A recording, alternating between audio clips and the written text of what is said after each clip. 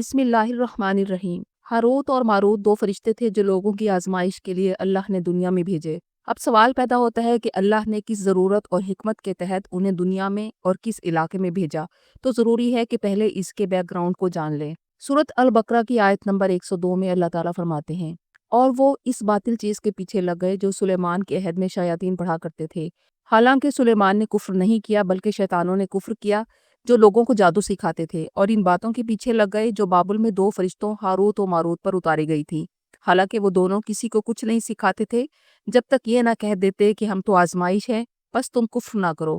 پھر لوگ ان سے وہ چیز سیکھ لیتے جس سے میاں بیوی کے درمیان جدائی ڈال دیں، حالانکہ وہ کسی کو اس کے ذریعے نقصان نہیں پہنچا سکتے مگر اللہ کے حکم سے۔ وہ ایسی چیز سیکھتے جو ان کے لیے نقصان دہ ہوتی اور نفع دینے والی نہ ہوتی، اور انہیں معلوم تھا کہ جو اسے خریدے گا اس کا آخرت میں کوئی حصہ نہ ہوگا، اور یہ کتنی بری چیز تھی جس کے بدلے انہوں نے اپنی جانوں کو بیچ ڈالا، کاش کہ وہ جان لیتے۔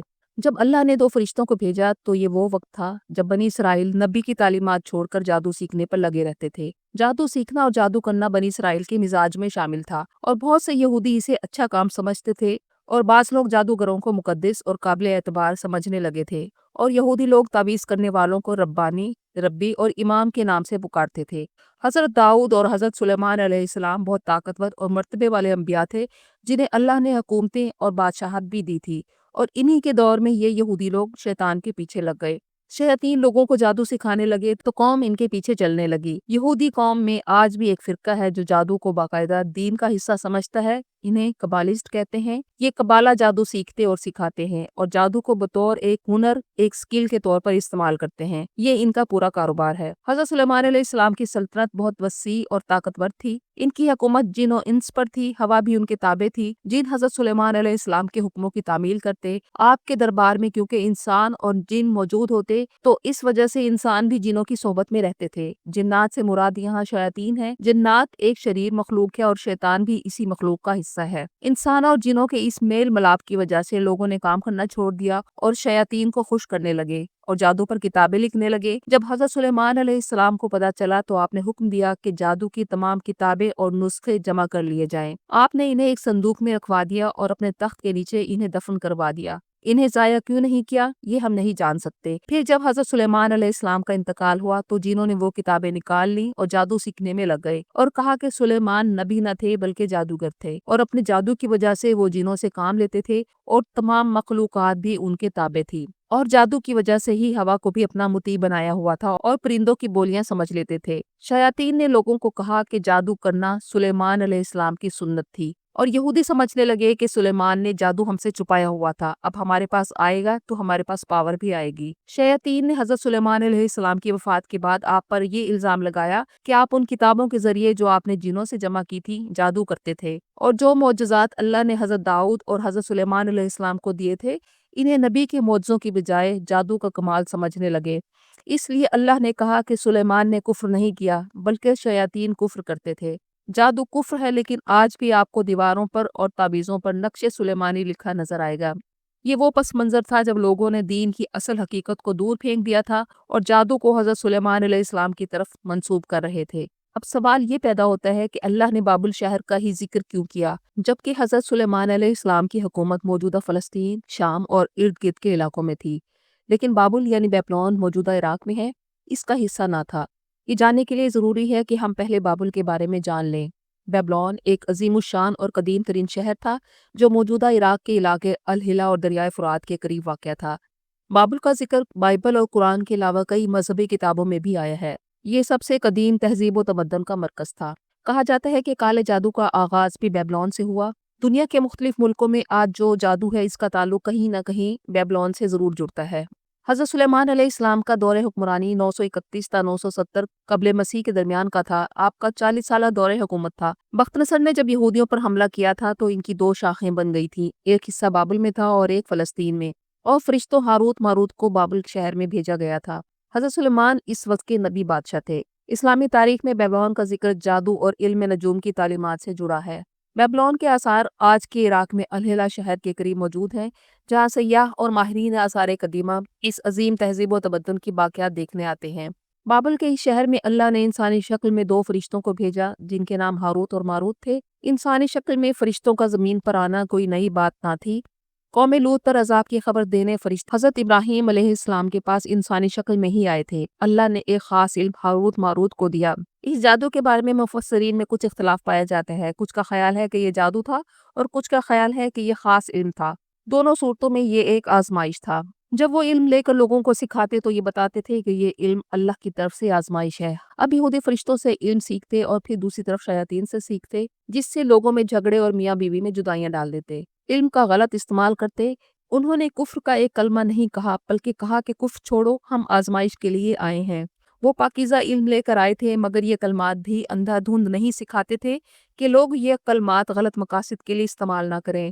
اس لیے کہتے تھے کہ جو سیکھنا ہے اس سے کفر نہ کرنا، لوگوں کے گھر خراب نہ کرنا، کیونکہ جادو کا سب سے زیادہ استعمال گھروں کو خراب کرنے کے لیے کیا جا رہا تھا اور آج بھی کیا جا رہا ہے، کیونکہ میاں بیوی کے اچھے تعلقات کسی بھی معاشرے کے تمدن کی بنیاد اور ریڑھ کی ہڈی ہوتے ہیں، اور شیطان کا مقصد ہی معاشرے میں خرابی پیدا کرنا ہے۔ روایت ہے کہ شیطان اپنا تخت سمندر پر لگائے بیٹھا ہوتا ہے اور اس کے چیلے آ کر بتاتے ہیں کہ آج ہم نے یہ کام کیے، اور سب سے زیادہ خوش اس سے ہوتا ہے جو کہتے ہیں کہ میں نے شوہر اور بیوی میں علیحدگی کروائی۔ یہودیوں نے کہا کہ یہ جادو انہوں نے حضرت سلیمان کی دفن کی ہوئی کتابوں کو پڑھ کر سیکھا۔ مدینہ کا ابن سیاد اسلام قبول کرنے سے پہلے ایک یہودی لڑکا تھا جو بہت چھوٹی عمر میں الٹی سیدھی جادوئی حرکتیں کرتا تھا اور غیبی چیزوں میں مداخلت کی کوشش کرتا تھا۔ صحابہ کرام کا خیال تھا کہ وہ دجال ہے۔ رسول اللہ صلی اللہ علیہ وآلہ وسلم اسے آزمانے گئے۔ آپ نے اس سے پوچھا کہ بتاؤ میں نے کیا چیز سوچی ہے؟ اس نے جواب دیا دخ۔ آپ نے فرمایا کہ میں نے دخان یعنی دھوئیں کا سوچا تھا اور اس کا گیس قریب تھا۔ آپ نے اس سے فرمایا کہ تم اس سے آگے نہیں جا سکتے کیونکہ حتمی علم اللہ کے پاس ہے، تمہاری اتنی ہی لیمٹس ہیں۔ ہاروت ماروت کے بابل میں اتارنے کا ایک مقصد اللہ کا یہودیوں کے ان خیالات اور نظریات پر ضرب کاری لگانا تھا جو یہ سمجھتے تھے کہ نبیوں کی معجزے اور جادوگروں کے جادو ایک ہی چیز ہیں۔ حضرت داؤد علیہ السلام کے ہاتھ میں لوہا نرم ہو جاتا تھا اور حضرت سلیمان علیہ السلام جیسی بادشاہت نہ کسی کو ملی ہے نہ ملے گی۔ یہودیوں کا خیال تھا کہ حضرت سلیمان علیہ السلام جادو کے زور سے حکومت کرتے ہیں۔ لوگ معجزے اور جادو کو لے کر کنفیوز تھے اور جادوگروں کی کارروائیوں میں فرق بتانا تھا۔ قرآن میں اللہ کا ارشاد ہے کہ جادوگروں نے جب رسیوں کو زمین پر ڈالا اور بہت بڑا جادو کیا تو لوگوں کو دیکھنے میں ایسا لگا کہ یہ سانپ بن کر دوڑ رہی ہیں، حقیقت میں نہ تھی بلکہ تخیل میں ایسے لگا۔ لیکن جب حضرت موسیٰ علیہ السلام نے اپنا عصا زمین پر پھینکا تو وہ اصل اژدہا بن گیا اور سانپوں کو نگلنے لگا۔ یہ دیکھ کر جادوگر سمجھ گئے اور ایمان لے آئے۔ فرشتوں نے لوگوں کو بتایا کہ جادو کفر ہے اور یہ بھی پتہ چل جائے کہ کوئی پیغمبر آئے تو جان لیں کہ یہ معجزہ ہے۔ لوگ ہاروت ماروت سے علم سیکھ کر اسے غلط مقاصد کے لیے استعمال کرتے اور میاں بیوی کے درمیان تفرقہ ڈال دیتے تھے، لیکن وہ کسی کو نقصان نہیں پہنچا سکتے تھے سوائے اللہ کے حکم سے۔ ہاروت ماروت کے بارے میں بنیادی طور پر دو طرح کی روایات ملتی ہیں، ایک وہ جو قرآن اور احادیث اور تابعین کے اقوال میں موجود ہیں، اور دوسری وہ جو توریت، انجیل اور اسرائیلی روایتوں میں آتی ہیں۔ اس میں کوئی شک نہیں کہ توریت اور انجیل تحریف شدہ کتابیں ہیں۔ تفسیر ابن کثیر میں ایک واقعہ موجود ہے جس کی سند ضعیف ہے اور محدثین کے مطابق یہ روایات مجہول راویوں نے بیان کی ہیں جن کی کوئی سند نہیں، لیکن ضعیف سند سے صرف واقعات سنائے جا سکتے ہیں، عقیدہ نہیں رکھا جا سکتا۔ اس کے مطابق جب اللہ نے بنی آدم کی تخلیق کی تو فرشتوں نے سوال کیا تھا کہ ایسی مخلوق دنیا میں فساد برپا کرے گی؟ اللہ نے کہا کہ میں جانتا ہوں اور تم نہیں جانتے۔ تو فرشتے ہاروت اور ماروت بہت اعلیٰ فرشتے تھے اور یہ سوال کرنے میں بھی سب سے آگے تھے۔ اللہ نے کہا کہ میں تم میں انسانی خواہشات ڈالتا ہوں اور دنیا میں بھیجتا ہوں۔ ہاروت ماروت نے خود کو پیش کر دیا، اللہ نے ان میں انسانی خواہشات ڈالی اور آزمائش کے لیے دنیا میں بھیج دیا۔ ایک زہرہ نامی خوبصورت عورت نے ان کے ساتھ خواہش کا اظہار کیا، لیکن انہوں نے اللہ کو دیکھا تھا اس لیے یہ گناہ کرنے سے انکار کر دیا۔ وہ کچھ عرصے بعد دوبارہ آئی اور کہا کہ ایک لڑکے کو قتل کرنا ہے، انہوں نے پھر انکار کر دیا اور تیسری بار آئی اور شراب پینے کو کہا تو ان دونوں نے اسے چھوٹا گناہ سمجھتے ہوئے شراب پی لی اور پھر دونوں کبیرہ گناہ بھی کر لیے اور زہرہ نامی عورت کو اسم اعظم بھی سکھا دیا۔ اللہ نے ان سے سزا کی آپشن مانگی تو انہوں نے دنیا کی سزا کو تجویز کیا اور اللہ نے بابل کے کنویں میں ان کو تا قیامت الٹا لٹکا دیا، اور اسم اعظم پڑھ کر وہ عورت اوپر چلی گئی تو اللہ نے اسے راستے میں ٹھہرا دیا جو کہ زہرہ نامی ستارہ ہے۔ ان فرشتوں کے بارے میں یہ واقعات فضول اور من گھڑت ہیں، یہ زیادہ تر اسرائیلی روایات ہیں اور ہم ان کہانیوں پر یقین نہیں کر سکتے۔ بائبل نیو ٹیسٹمنٹ میں بھی دو فالن اینجلز کا ذکر ملتا ہے جو بابل کے کنویں میں ہیں۔ ہمارا ماننا ہے کہ فرشتے اللہ کی معصوم مخلوق ہیں جن کی پیدائش اور تخلیق میں گناہ نہ کرنا اور معصومیت رکھتی ہے، ان سے گناہ نہیں ہو سکتا۔ سورۃ التحریم کی آیت نمبر 6 میں اللہ تعالیٰ فرماتے ہیں، اللہ ان کو جو حکم دے گا وہ فرشتے اس کی نافرمانی نہیں کریں گے۔ تفسیر ابن کثیر اور تبری میں ایک واقعہ درج ہے۔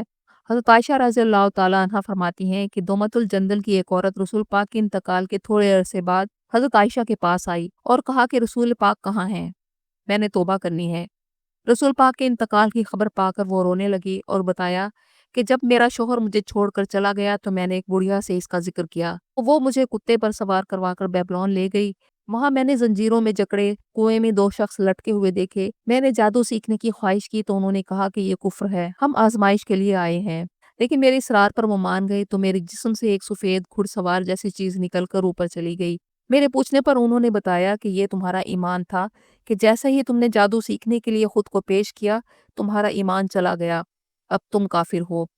اے ام المومنین، میں نے یہ جادو نہ کسی پر کیا اور نہ کوئی کام لیا، اب میں کیا کروں؟ اس پر حضرت عائشہ نے کہا کہ تم توبہ کرو اور اس فعل کو نہ کرو۔ ہاروت ماروت کو اللہ کی طرف سے اس دنیا میں بھیجنے کا مقصد یہی تھا کہ لوگ کفر اور شرک اور جادو کرنے سے باز آ جائیں، روحانی علم، وحی کی تعلیمات اور روحانیت کو چھوڑ کر شیطانیت کے پیچھے نہ پڑیں، اپنے علم کو انسانی فائدے کے لیے استعمال کریں اور جو علم اللہ کی طرف سے عطا ہو جائے اس کا غلط استعمال نہ کریں۔